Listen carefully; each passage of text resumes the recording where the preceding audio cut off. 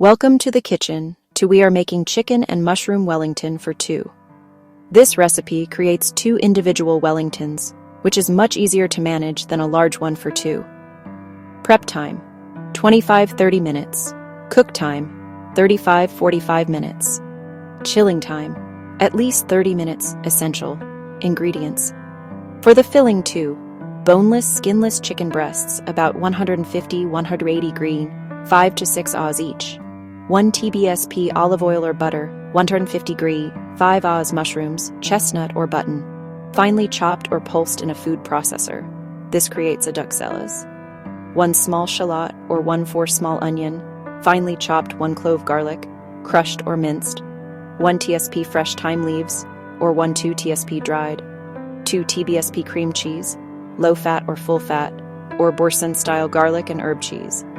1 tsp Dijon mustard salt and freshly ground black pepper. For the Wellington, 1 sheet, approx 320 11 oz, ready rolled puff pastry, or half a standard block rolled out. 1 egg beaten for egg wash. A little flour for dusting. Melt the oil or butter in a frying pan over medium heat. Add the chopped mushrooms and shallots. Cook for about 8 to 10 minutes until they have released their liquid and it has evaporated, and the mushrooms are soft and lightly browned. Stir in the garlic and thyme and cook for 1 minute until fragrant. Season with salt and pepper. Remove from the heat and let it cool completely. Cooling is vital to prevent the pastry from getting soggy. Once cool, mix the mushroom mixture in a bowl with the cream cheese and Dijon mustard until well combined. Lay each chicken breast flat on a cutting board.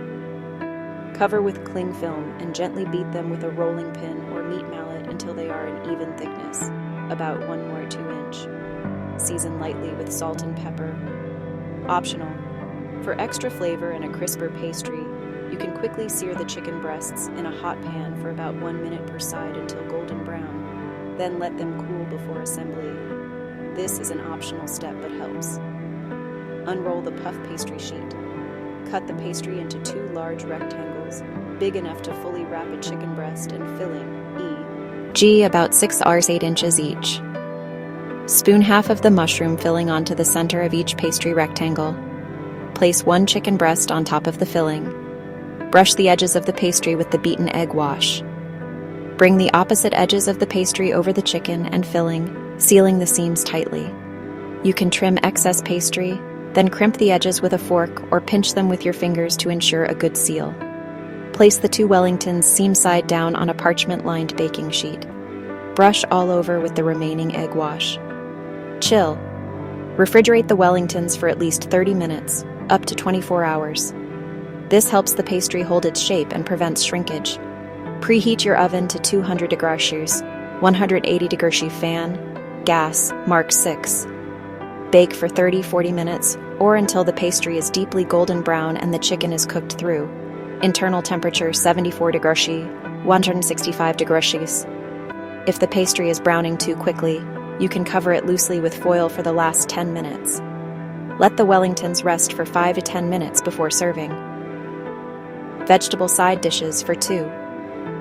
Serve your chicken Wellington with simple, well-seasoned vegetables that complement the richness of the pastry and filling. Option 1. Green vegetables, classic and quick. Green beans or asparagus. Steam or boil about 150 graus, 5 oz, until tender crisp. Toss with a knob of melted butter, a squeeze of lemon juice, and a sprinkle of salt and pepper. Option 2. Roasted root vegetables, hearty and flavorful. Baby potatoes or carrots. Chop 200 grain, 7 oz of root vegetables. Toss with 1 tbsp olive oil, a pinch of salt, pepper, and some woody herbs like rosemary or thyme. Roast alongside the Wellington, or for slightly longer if needed, until tender and caramelized. Option 3. Creamy mashed potato and greens. Mashed potatoes.